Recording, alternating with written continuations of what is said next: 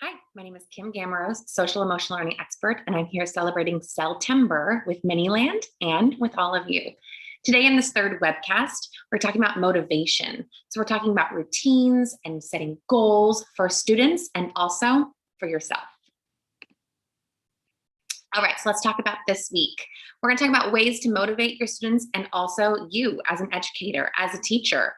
Creating and monitoring daily tasks. We're going to talk about visual schedules that will help us do that. Planning for short-term and long-term projects and activities for our students and also for children. Setting them up for success using a first then strategy.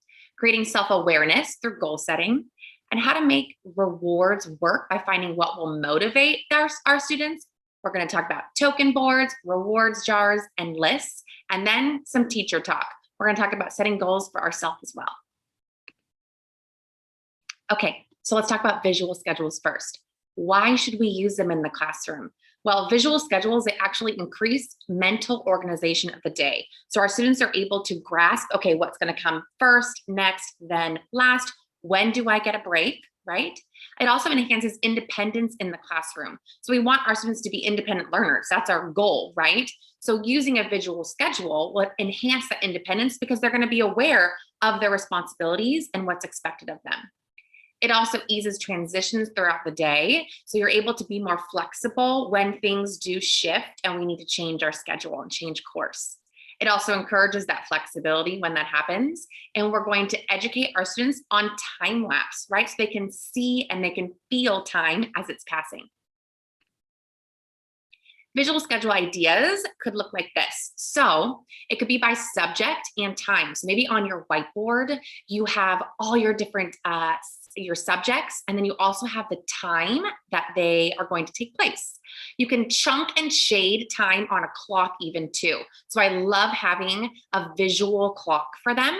And if it's a glass face, then you can use those dry erase markers and actually shade in on that clock the amount of time that they're going to be spending on each activity, okay?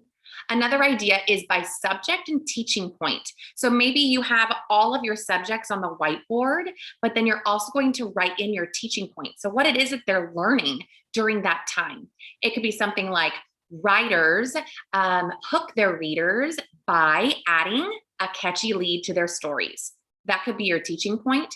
And then your students know, okay, during writing time, that's what we're doing, right? Then the last idea for a visual schedule could be differentiated and individualized. And this is great for those students who need a little bit more support. They might have some social learning challenges, some academic challenges.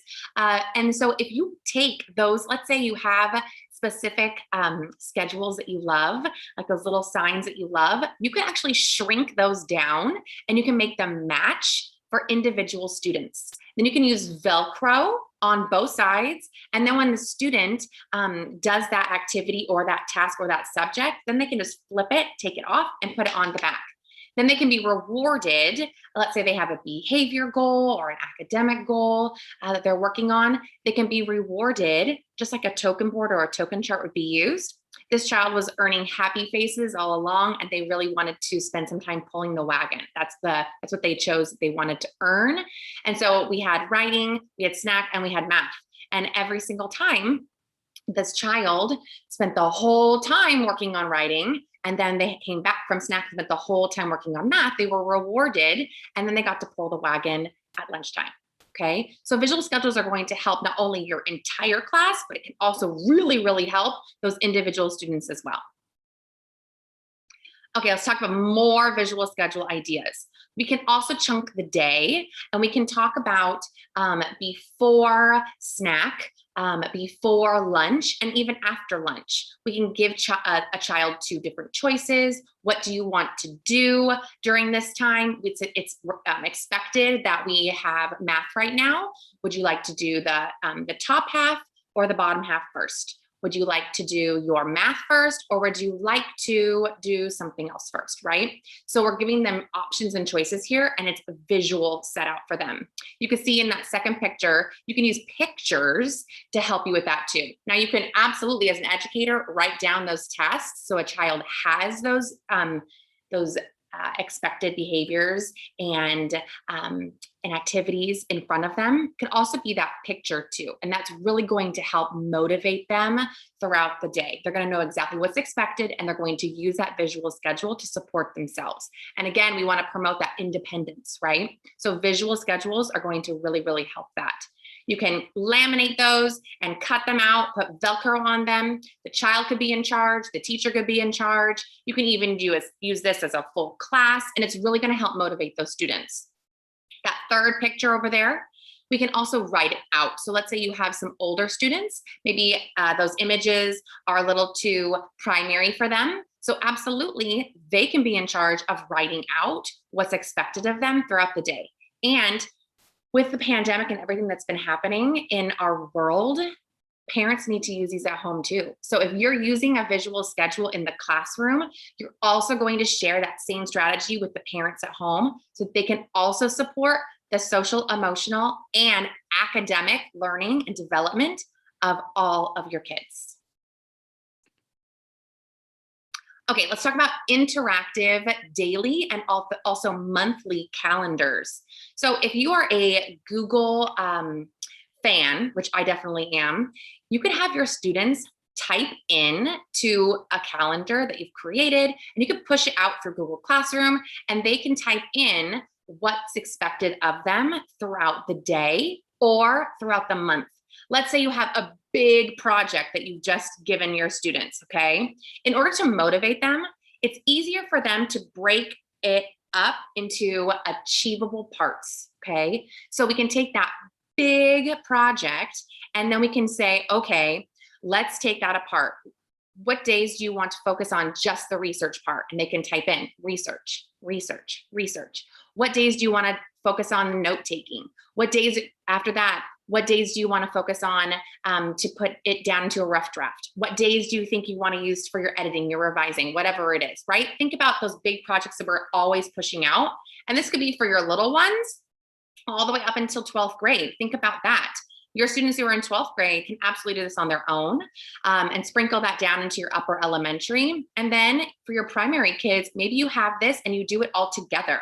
This is a great way to motivate them, and it's a great visual for them, especially with those big tasks that are ahead of them.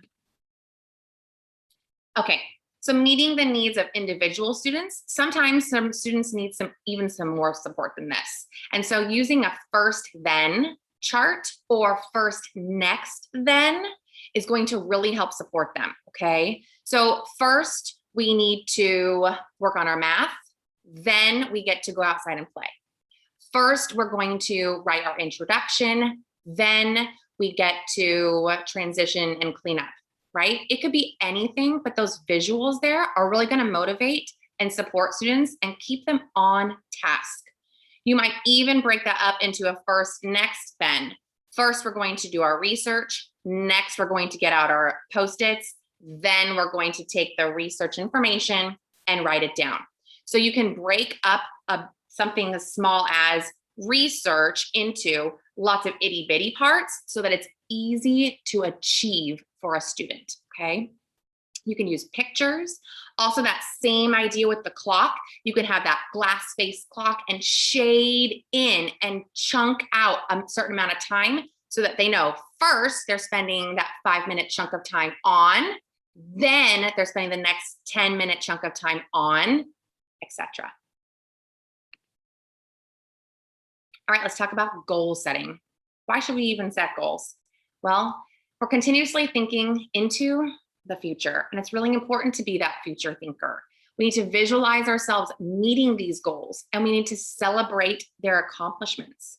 And all victories of all sizes can be celebrated by everyone. Creating that classroom community where we're all celebrating each other's goals when we achieve them, that's so important to build those relationships in our classrooms. And it's the same for adults too. We need to also set goals for ourselves and celebrate them with the people that love and support us. Okay, so when you're setting goals for students, I love breaking them apart into smaller chunks so that they're achievable, okay? So we're gonna look at our brain, our body, and our heart first. When I ask students, okay, what's a goal for your brain? It kind of gets them to stop and really think, am I having a hard time, or is it a challenging thing for me, or is it tricky for my brain to XYZ? Maybe it's maybe they're building their reading stamina. So a goal for their brain might be, I'm going to really check my brain in during reading time to build my reading stamina, and I'm going to have my eyes on the book the whole 20 minutes or the whole 30 minutes, right?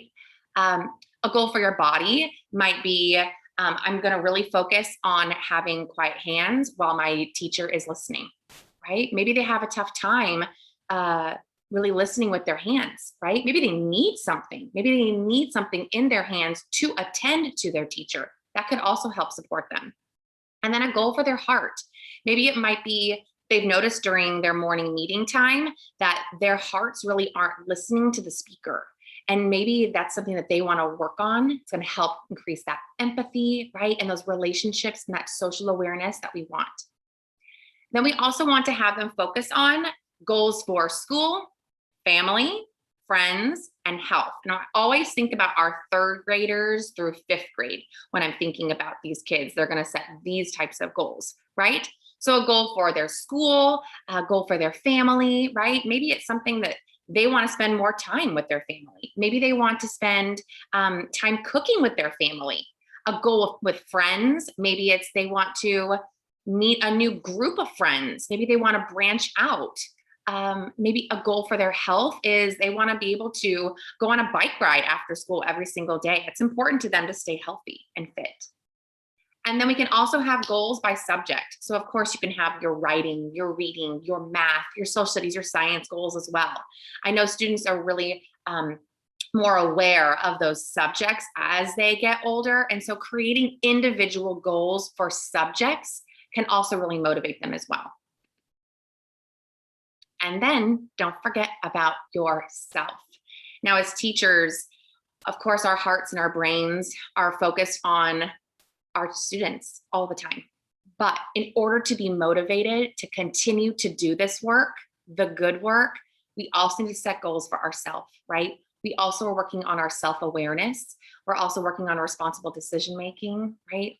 We're working on emotion regulation. We as adults are also working on all those things because it's tough right now and we need to also motivate ourselves. So one way we can do that is by setting goals. And just like we had separated them for students, it's going to really help support us as well. So you can write them down, talk to a friend, spouse, or family member about your goals, and shift your thinking from but to and. And I love thinking about that, especially when I'm talking to teachers, because as teachers, we always get new things thrown into our laps, right? Just when we get the hang of one curriculum, something changes, something new is given to us, and we need to add it to our plate, right? But instead of thinking, I'd love to do that, but I have a million things on my plate. I'd love to, but I can't possibly add one more thing. I'd love to, but I've got to leave at 3:30 or the end of contracted time. Instead of thinking like that, let's try to shift our thinking to and thinking. I'd love to, and I'm going to take little baby steps towards that. I'd love to, and I think that maybe I can tackle it by Wednesday. I'd love to, and I think I'm going to ask one of my partner teachers or my teacher tribe what they think about it too, so we can get our ideas going together. So first, shifting our thinking from that but to and, we're really going to start to see our motivation, right, increase. And we're going to realize that things aren't just adding to our plate, we're really creating that plate, okay? And of course, you want to create these goals for your brain, your body, and your heart, school, family, friends, and health, and then also maybe by subject. Maybe you're a first-year teacher and you are thinking, oh my gosh, teaching writing is totally tricky. It is not my jam and I am struggling. but that's okay. You can create a goal for yourself about that writing curriculum, right? Maybe my goal is to go through all of those books that I've been given and take out one thing that I'm going to try each trimester, right? Make it simple, make it achievable, and also remember, celebrate it with your tribe, celebrate it with your spouse, celebrate it with your family. Token boards are also a great idea to motivate students. Not every single student needs a token board, but you want to pay attention to what their interests are so that it really works for individual students. If a student is into trains, use a train token board. If a student is into unicorns or Pokemon, use those. Try to make sure that it's something that they're interested in, because they're going to stay motivated doing the tasks that you want them to do if they're focused on, oh yeah, that unicorn. So we're going to start with their name and a behavior goal, or it could be an academic goal, whatever it is. And then every single time that you see the student achieving that goal, as small as it may be, maybe they just put their pen down on their paper or their pencil on their paper and they did one problem, you're going to reward them right away. Awesome job, smiley face. Or add a little, maybe they have Velcro on the back and you're going to put those Velcro on there. Maybe it's a star. Maybe you ask them, ooh, what do you want today? Did you want stamps? Did you want stickers on your token board? What did you want to use today? It's going to motivate them to do that task, okay? Then every single time they continue, you motivate by rewarding them.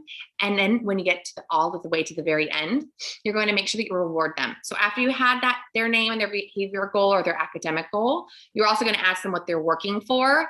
And you want to make sure it's like, again, we talked about that. We want it to be a small reward. So it could be that 5-minute or that 2-minute time they get to spend doing puzzle or playing with putty, something like that. Okay. And then we're also going to make sure that this reward happens right after. So we're not waiting until the end of the day, right?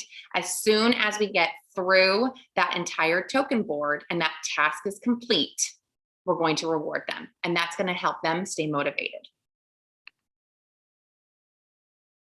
All right, rewards are incredible to use, but sometimes students don't know what they want to be, what they want the reward to be. And teachers have a tough time figuring out what it could be too. If you create a class reward jar or a reward list with your students, you're going to get them motivated because they're going to want all of those things. If it comes directly from you and you tell them these are the rewards, it's going to be motivating. But if you give us a little bit of that power, a little bit of control to the students, it's going to be even more motivating for your specific class. So you're going to make sure that they can be achievable. You don't want to spend a lot of money, right? As educators, we don't want to spend a ton of our own money giving rewards to students. So ideas could be stinky feet, where they get to take their shoes off and go through the day with just socks on. Super fun and doesn't cost a penny. They might even be able to lead yoga. So we talked about one of my favorite toys from Miniland is this yoga mindfulness. I absolutely love this because they could lead this, super simple. And let's say that in the guide, if you have a child that doesn't know how to read, of course, you could help them and tell them what poses to do. Or if you have older students, they could take this guide and they could read it as well. Show and tell, right? They could earn show and tell. Bring a lovey, bring a doll, bring your favorite doll to class. How amazing would that be, right? Just bring it and they could read to their lovey during that independent reading time. How incredible is that? They could also spend time in another classroom, sorting through books, all that kind of stuff. Ragtag ceremonies and Friday ceremonies are also one of my favorite things, especially rewarding all of our students for those expected behaviors, for perseverance, for having growth mindset. If you're familiar with ragtags, I love having those on a necklace around their necks, and they can celebrate on Fridays by wearing them. You can tell stories about your students when they were showing these expected behaviors, and end it in a chant for sure. I love having a classroom chant so that everyone can celebrate those victories together. And then absolutely, you can also add 5 minutes of iPad time, puzzle time, calm space time. Those are all great ways to reward students as well. Okay, so some of my favorite products from Miniland that you can use to motivate your students are going to be Mindful Kids. I remember we talked about this last time. This is going to be that yoga toy that you can use to motivate all of your students. So one way you might do that as an educator is have individual students be a student of the day, or maybe they might earn the chance to choose the mat that you might use for yoga, right? If you're using yoga during the day, they are going to get to choose which mat you use. You might also motivate them by having that student also get to spin it. And remember, wherever it's leaning towards, that's the pose that they can then lead the other students to do. And if they need help, or if you need help as well, you also have your guide to help you, right? Another thing that you might use to motivate your students, a product that I love, are the dolls. And they could be in that calm space that you've already set up.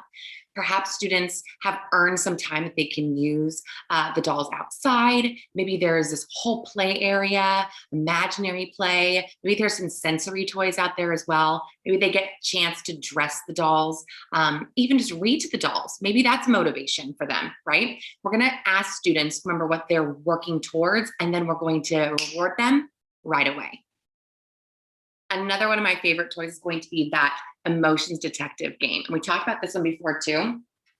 Students can play this together, but if you're going to motivate individual students, maybe they're spending time playing the game out in the hallway, out in a calm space in the classroom, but this is their time. They get to play independently too.